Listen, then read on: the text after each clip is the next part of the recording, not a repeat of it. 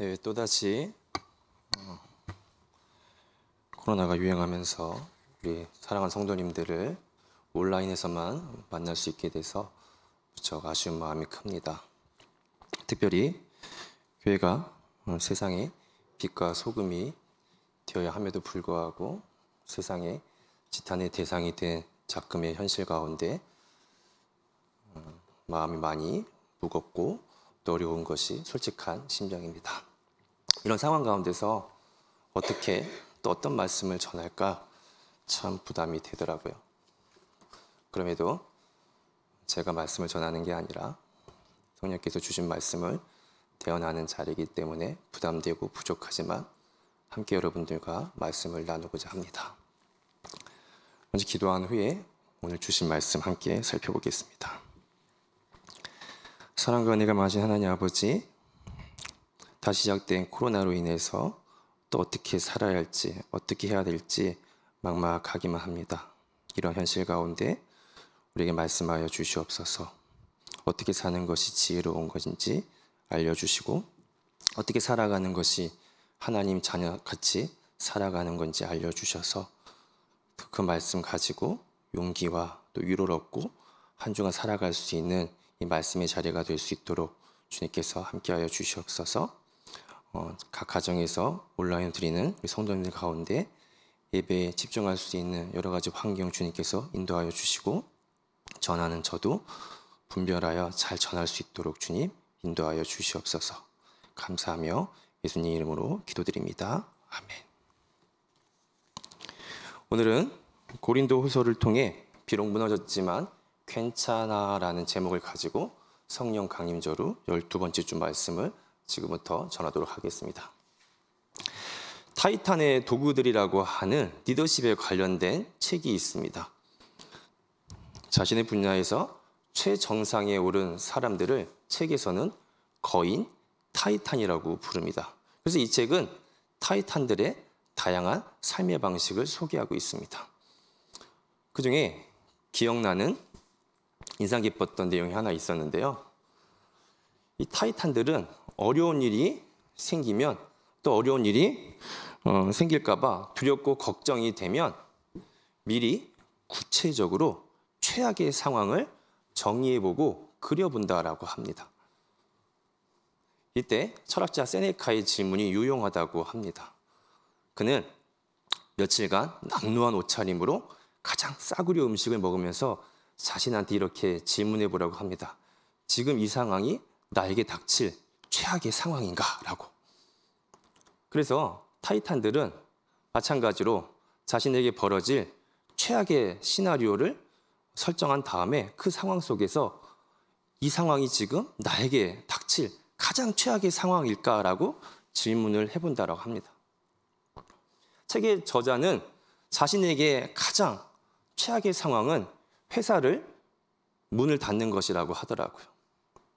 그리고 여기서 더 구체적으로 생각을 해봤다라 그래요. 회사가 문을 닫아도 가만히 있지 않을 것 같고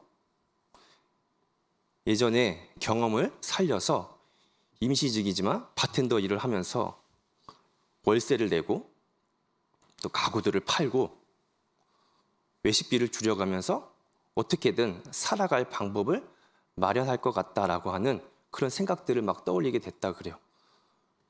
이렇게 쭉 하다 보니까 생각보다 내가 걱정했던 이 상황이 최악은 아니구나라고 하는 그 결론에 이르게 된다라고 하더라고요. 그러면서 우리 인생을 또 우리 인생이 끝장나는 그런 최악의 상황은 또 그런 최악의 상황이 생기는 게 여간 어렵지 않더라고. 그래서 망해도 또 무너져도 괜찮다라고 하는 그런 긍정적인 생각을 갖게 된다라는 그런 내용이었습니다.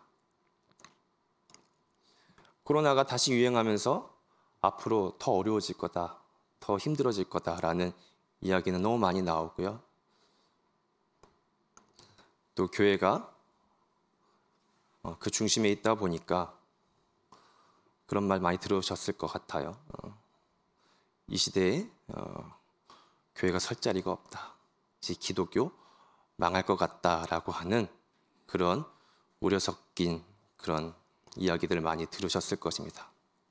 그런데 어떻게 보면 생각보다 이 상황에도 괜찮을 수 있을 것 같다라고 그런 생각이 듭니다. 어떻게 그럴 수 있을까요? 우리 본문을 통해서 함께 살펴보겠습니다.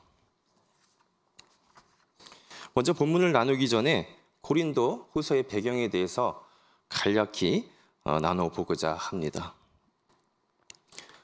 당연히 고린도 후서는 고린도 교회에 보낸 편지입니다. 사도행전에 의하면 고린도 교회는 바울의 2차 전도 여행 끝 무렵에 마게도냐 지역에 있는 고린도 지역에 개척한 교회입니다. 그 전에 사역했던 교회들과 달리 고린도 교회에서는 바울이 1년 6개월이라고 하는 꽤나 긴 시간 동안 사역을 했었습니다. 그렇게 사역을 마치고 또 2차 전도여행을 마무리한 후에 바울은 복귀하고 또다시 3차 전도여행을 출발하게 됩니다. 3차 전도여행은 에베소라고 하는 지역에 주로 머물렀는데요. 그때 고린도 교회의 소식이 바울에게 전해졌습니다. 좋은 소식이 아니고 안타깝게도 교회가 분쟁이 나서 싸움이 나서 무너질 위기에 놓였다라고 하는 그런 소식입니다. 그래서 바울은 당장 갈 수 있는 상황이 아니다 보니까 목회적 차원에서 편지를 써서 보내게 되는데 그게 고린도 전서입니다. 이 편지를 받은 교회가 어떻게 됐을까요? 상황이 좋아지기는커녕 오히려 더 악화됐습니다. 그리고 리더였던 목회자였던 바울에 대한 오해와 불만이 더 커졌다는 소식이 바울에게 들려왔습니다. 급기야 바울이 직접 고린도 교회를 방문하게 됩니다. 그리고 난 이후에 교회들은 힘들었지만 그 고린도 교회에 오랫동안 골맞던 그 문제를 파악하게 되고 그 골문 부분을 도려내게 됩니다. 그리고 났더니 서서히 사태가 진전되기 시작했습니다. 이제 어느 정도 회복이 된 상황에서 바울은 그동안 너무 힘들었던 교회들에게 위로하고자 편지를 보내게 됩니다. 그 편지가 우리가 오늘 살펴볼 고린도 후서입니다.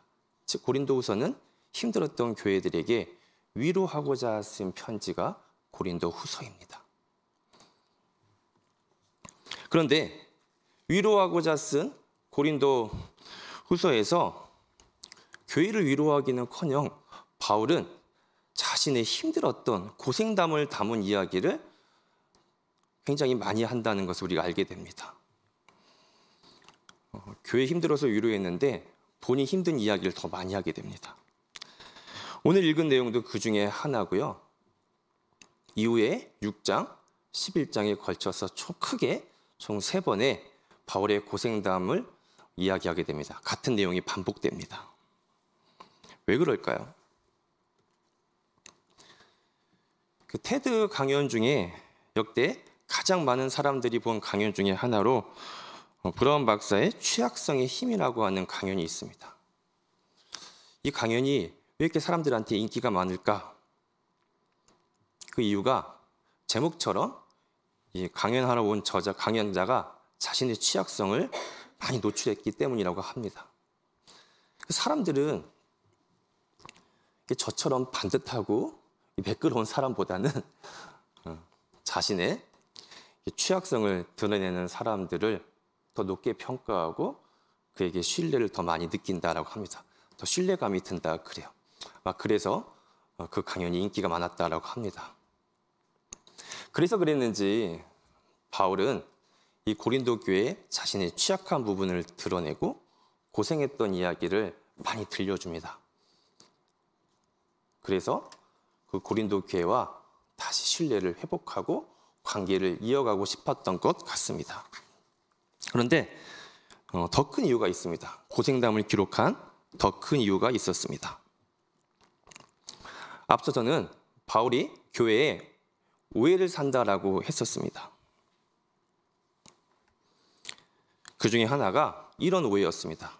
아니, 예수 믿으면 좀 이렇게 행복하고 잘 살고 뭐 평탄한 삶이어야 될 텐데, 이 바울 저 사람을 봤더니 계속해서 힘들고 어렵고 고난과 고통의 연속이라는 것이에요.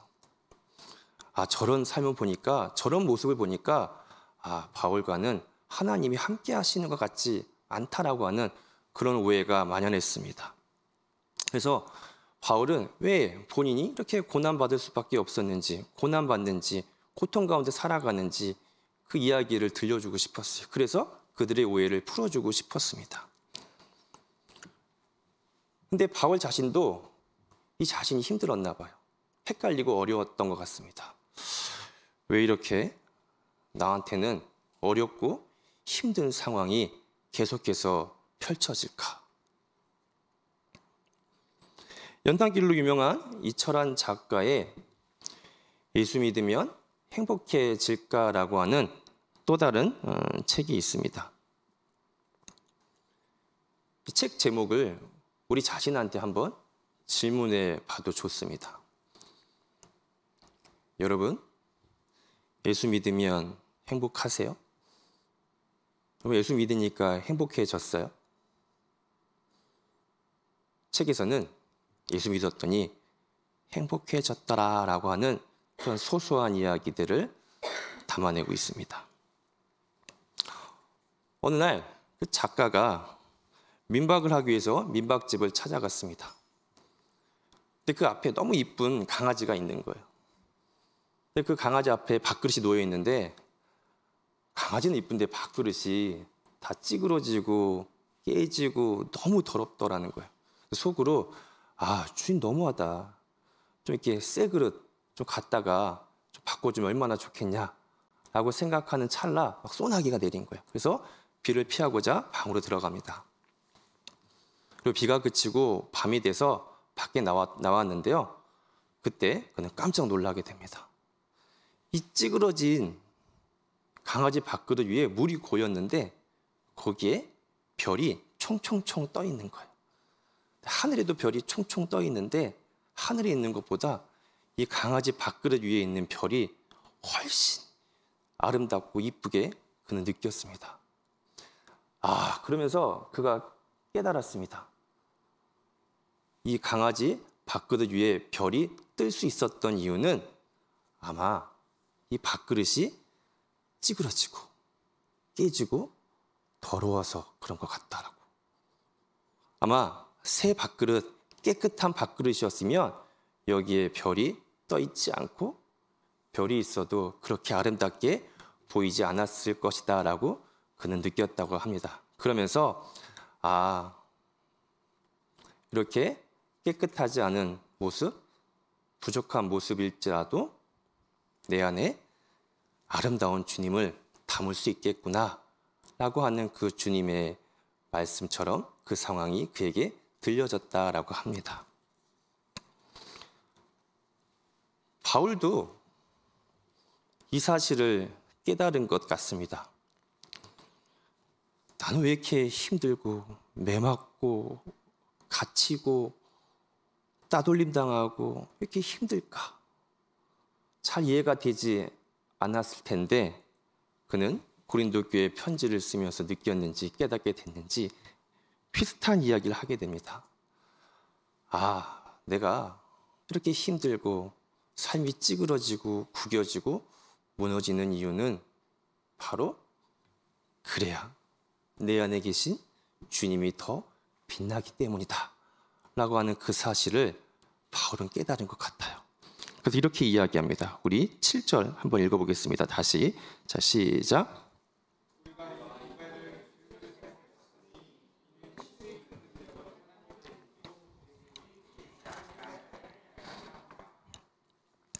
바울은 자신을 질그릇에 비유합니다. 질그릇은 깨지고 더럽고 그런 그릇입니다. 되게 화려한 도자기가 아니잖아요. 근데 질그릇은 그렇게 더럽고 깨져야 되는 거예요. 그래 어떻게 된대요? 그 안에 담긴 보배가 더 아름답고 이쁘게 빛난다라는 것이죠. 그래서 자신은 질그릇이요.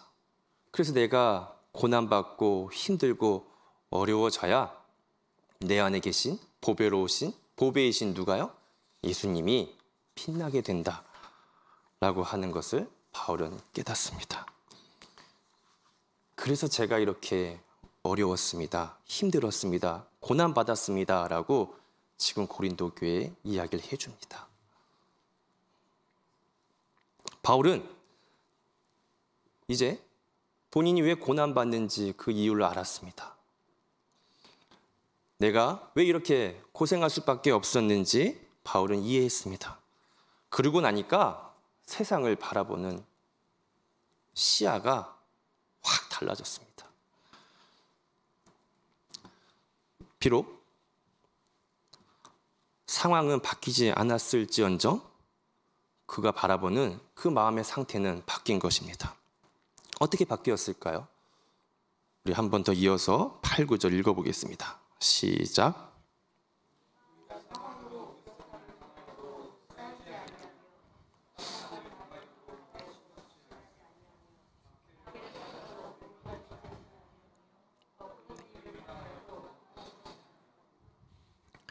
그럼 뭐라고 합니까, 바울이? 지금 사방으로 우겨쌈을 당했대요. 그런데 본인은 쌓이지 않는다고 합니다. 고린도 교회 일도 그렇고요. 그에게 참 답답한 일이 많았습니다. 그런데 이 일로 인해서 이제는 낙담하거나 낙심하지 않는다라고 합니다. 수많은 박해를 받고 거꾸로 들임을 수차례 당했는데 망하지 않는다고 그는 이야기합니다. 내 삶이 비록 무너졌지만 괜찮다라고 바울은 이야기합니다. 그 하박국 선지자도 이와 같은 고백을 한 것을 우리는 알 수 있습니다. 하박국은 남유다가 바벨론에 멸망하기 전에 예언했던 선지자였습니다. 나라가 망하게 되자 그 소식이 들리자 그는 하나님을 찾아가 질문하고 기도하게 됩니다. 하나님, 왜 우리를 저들에게 넘기셨습니까? 좀 긍휼을 베풀어 주셔서 그들의 손에서 우리를 건져내 주시면 안 되겠습니까? 라고 그는 질문을 합니다. 기도를 했습니다. 그런데 하나님의 답은 이렇습니다. 그래, 내가 도와줄게, 막아줄게, 이런 답이 아니고요.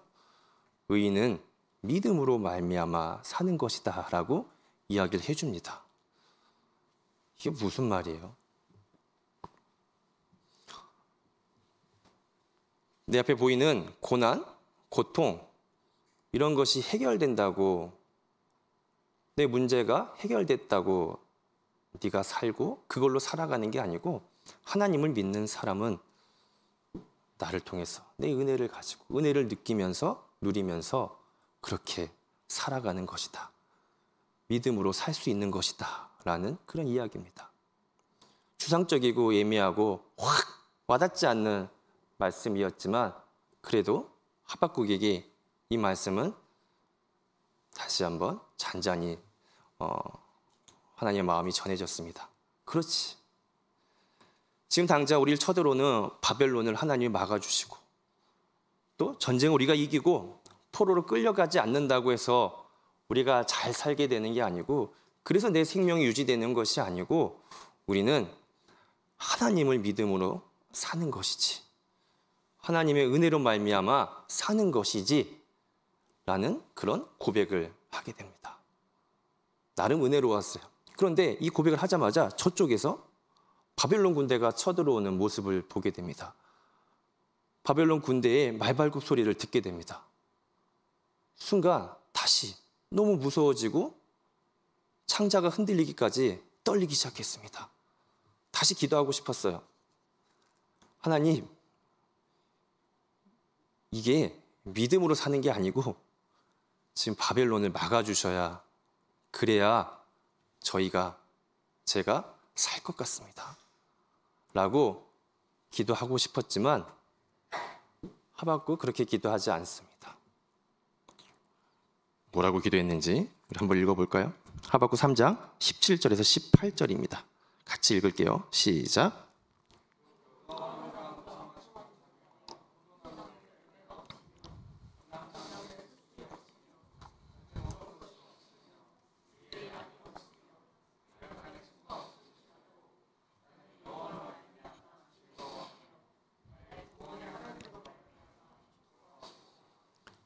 우리는 이 찬양을 아동부에서 너무 즐겁게 율동까지 하면서 불렀습니다. 근데 잘 보면 즐거운 상황이 아니고요. 모든 게 무너진 저주받은 것 같은 그런 상황입니다. 무화과 나무에 무화과가 무성해야 되죠. 포도나무에 포도가 있어야 돼요. 그렇지 않으면 밭농사 하신 분 모든 거 망친 거예요. 망한 겁니다. 우리의 양이 있어야 됩니다. 근데 우리의 양이 없어요. 외양간에 소가 있어야 되는데 외양간에 소가 없는 상황입니다. 지금 뭐예요? 모든 게 무너져 버린 상황입니다. 그럼 예전 같으면 하박국 뭐라고 기도했을까요? 무화과 나무에 무화과 열리게 해달라고. 우리의 양이 있게 해달라고. 외양간에 소가 있게 해달라고. 그래야 하나님 제가 살 수 있습니다. 그래야 제가 괜찮아질 것 같습니다. 라고 기도할 텐데 하박국 그렇게 기도하지 않습니다. 뭐라 그래요? 그런 게 없을지라도 괜찮다라고. 그러면서 뭐라고 합니까? 나는 여호와로 말미암아 즐거워하고 하나님으로 말미암아 기뻐합니다. 아까 했던 말과 똑같아요. 의인은 믿음으로 말미암아 사는 것입니다.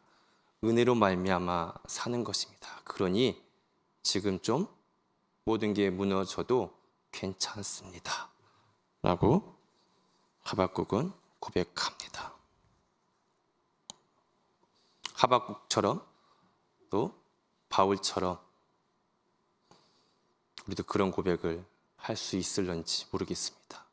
또 그렇게 했으면 좋겠습니다. 그래서 바울은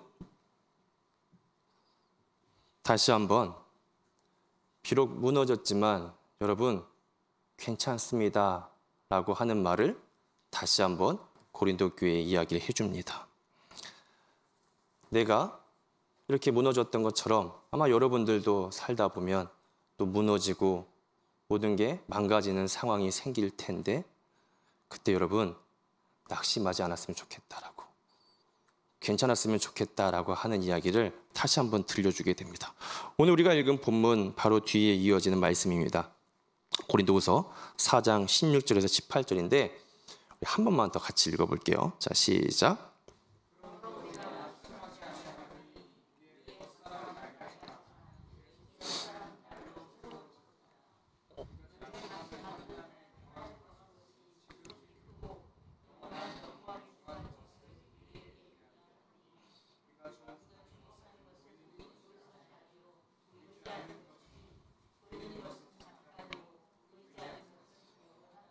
네. 한마디로 모든 것이 무너졌더라도 여러분 괜찮습니다. 그러니 낙심하지 마십시오. 지금 보이는 이 고난과 힘들고 어려운 상황은 잠시입니다. 그러니까 보이지 않는 그 현실을 바라보고 보이지 않는 우리 하나님 느끼면서 여러분 좀 견뎌내 보십시오. 넘어지지 마십시오. 라고 이야기를 합니다. 이 말씀이 오늘 우리들에게 들려주는 말씀으로 여러분들 받았으면 좋겠습니다. 다시 한번요. 바울은 고린도 교회에 이렇게 이야기합니다. 여러분 낙심하지 마십시오. 무너져도 괜찮습니다. 드라마 나의 아저씨라고 하는 저의 인생 드라마가 있습니다. 아주 재밌게 봤던 드라마인데요. 사실 다 재밌게 봅니다. 근데 이 드라마는 인생의 오르막보다는 내리막을 버티고 있는 사람들이 많이 등장합니다. 은행장이었던 사람이 지금 모텔에 수건을 대고 과거 자동차 연구소장이었던 사람이 지금 미꾸라지를 팔고, 제약회사 임원이었던 사람이 지금 백수로 지내고 있는 그런 이야기들입니다. 또 주인공 아저씨의 형제도 마찬가지로 이런 내리막길을 버티고 있는 사람들입니다. 주인공 아저씨의 형은 대기업 간부였고 또 동생 기우는 잘 나가던 영화 감독이었는데요. 지금 둘이 합쳐서 빌라와 아파트를 청소하는 청소방을 운영하고 있습니다. 청소를 하는 중에 그 동생 기훈이 잘 나가던 시절 함께 영화 작업을 했던 여배우 유라를 만나게 됩니다. 그리고 좀 시간이 지나서 둘은 사랑하게 됩니다. 그리고 그 유라를 그 내리막길을 버티고 있는 그 동네 형들 모임에 초대하게 됩니다. 사람들이 물었습니다. 아니 기훈이 어디가 그렇게 좋아요? 라고 했는데 그 대답은 의외였습니다. 유라가 뭐라고 대답하냐면 망해서 좋아요. 뭔가 오해가 있을 수 있는데 그 뒤에 이어지는 그 유라의 대답은 참 따뜻하게 들려왔습니다.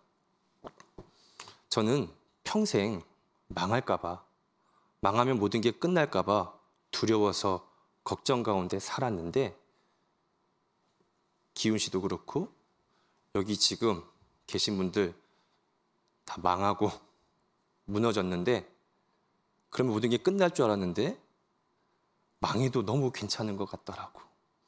망했는데도 멀쩡해 보이고 전혀 불행해 보이지 않고 너무 잘 지내는 모습을 보니까 너무 좋다라고 그는 이야기를 합니다. 그래서 망해도 괜찮구나. 아무것도 아닐 수 있구나. 망가져도 행복할 수 있구나. 라고 하는 것을 깨달았다라고 이야기를 합니다. 그래서 여러분들을 보면서 내가 삶을 포기하지 않고 버틸 수 있는 힘을 얻었다라는 등등의 그런 이야기가 계속해서 이어졌습니다.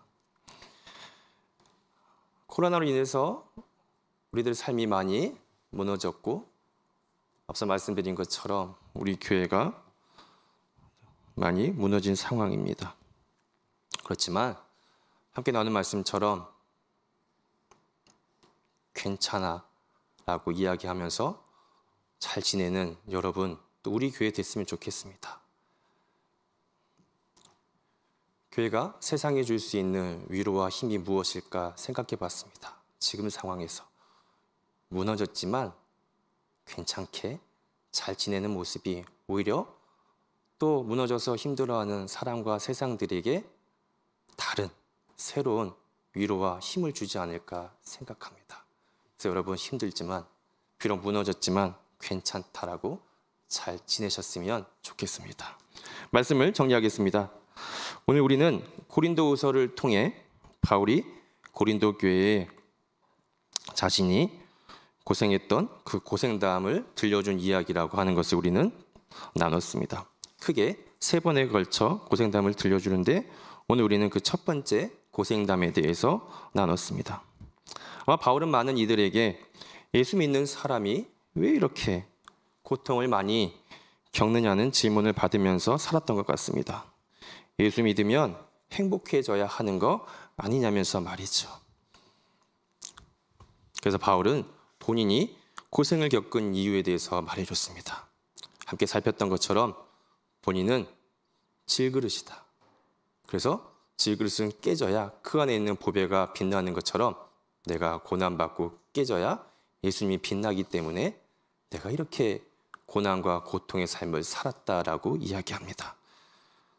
그리고 이 사실을 알고 나면 고난받고 내 삶이 무너져도 낙담하지 않고 괜찮게 버틸 수 있다라고 그는 이야기합니다. 왜요? 고생할수록 우리 주님이 더 빛나기 때문에. 그러나 나는 고난받으면서도 계속 앞을 향해 갈 수 있겠다라는 그런 이야기였습니다.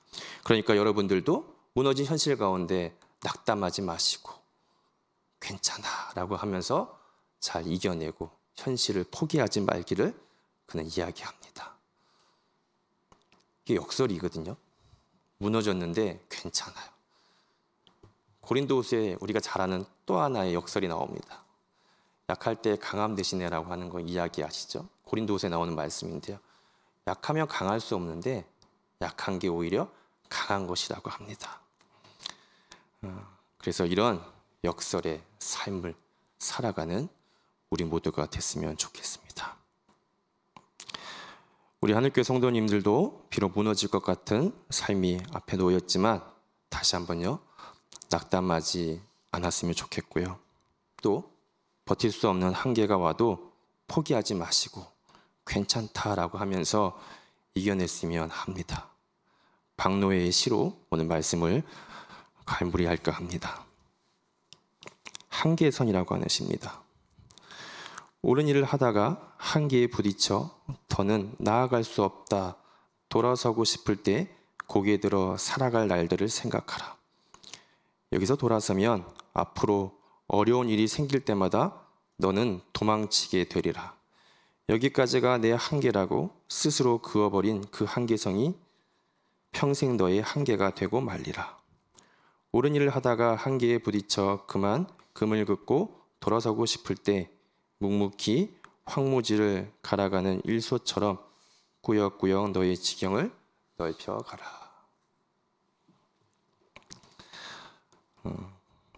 여기서 돌아서면 앞으로 어려운 일이 생길 때마다 계속 도망치게 된다라고 합니다.